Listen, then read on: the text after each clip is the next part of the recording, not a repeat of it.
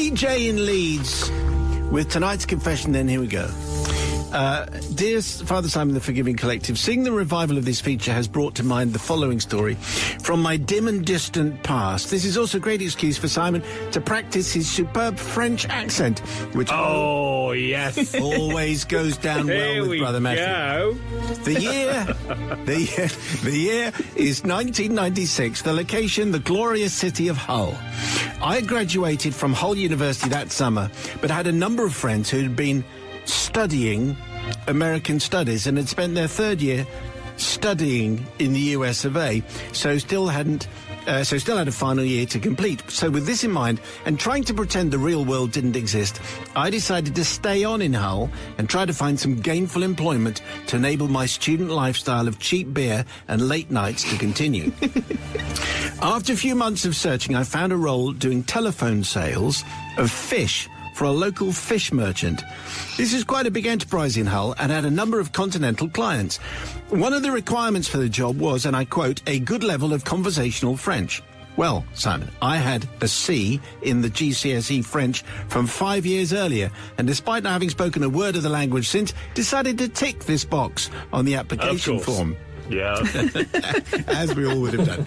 This again came up in the interview. Yes, absolutely not a problem. Yes. Pas de problème, I said. I was offered the job and accepted, putting the language issue to the back of my mind. After all, the overseas sales team had 2 fluent French speakers who dealt with all those pesky continental clients. I mean, how likely was it that it would become an issue? Well, fast forward 3 months to the Easter holiday period. One of the aforementioned sales team was on leave, but the other was covering the client relationships. However, one morning I strolled into work, a little delicate after the previous night's exertions at the Tower nightclub, and was met by a concerned sales manager. Sarah had called in sick that morning and there was no one to cover the French sales team, and a large order was due to be placed that day with one of the biggest clients. He knew I hadn't dealt with them before. Seeing as I could speak French, though, could I handle the call that day? A cold sweat formed on my head, and I started to panic. Clearly, the obvious thing to do now was to fess up and take the relevant punishment. But that could mean losing my job, and my flat, and my nights out with my American studies colleagues. Sure, no problem, I said. He offered me his office so I could take the call in peace and quiet, which I gladly accepted. Arrangements were made, and I closed the office door and dialed the number. So this is now acted out in drama style. Great. Me. Bonjour. Je m'appelle Paul. J'habite in Hull. This is the limit of my French approaching, says PJ.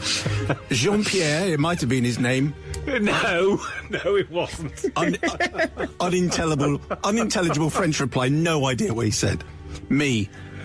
Comment ça va? Him. Unintelligible French reply. Panic rising in my voice.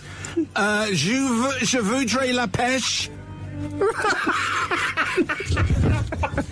Him. Long pause. More completely unintelligible French. Me. Full-fledged panic. Pêche. Pêche le cod, le haddock. Le salmon. Poisson. Piscine. Clearly French for swimming pool. By this time, I'd lost the plot. Him at the other end. Unintelligible, exasperated French. Me. Okay, thanks, bye, au revoir, kind of. I hung up. Well, what was I to do? I didn't want to lose my job, but couldn't see another way out apart from filling in the order form with some made-up numbers and hoping for the best. What could go wrong? I completed the paperwork, told the sales manager all was good, sloped off home for the afternoon, claiming sickness. Massive hangover, in other words. The next day I rolled up and there was a mighty kerfuffle going on. Deliveries had been made to the French client which bore no resemblance to the order that they'd placed, and they had 4 times as much fish to sell as normal. The sales manager quizzed me. I confirmed the conversation had gone well and said the mistake must be at their end. Yeah, quite right. He looked very nonplussed, but bizarrely seemed to believe my story, muttering under his breath about the bloomin' French, Waterloo, Agincourt, Cressy and Trafalgar.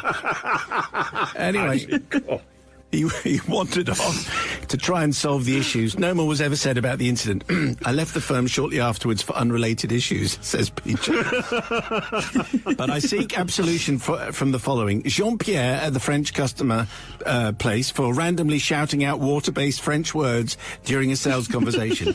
Also, my bosses at the company in Hull who had to work hard to rebuild a relationship with one of their prestige clients.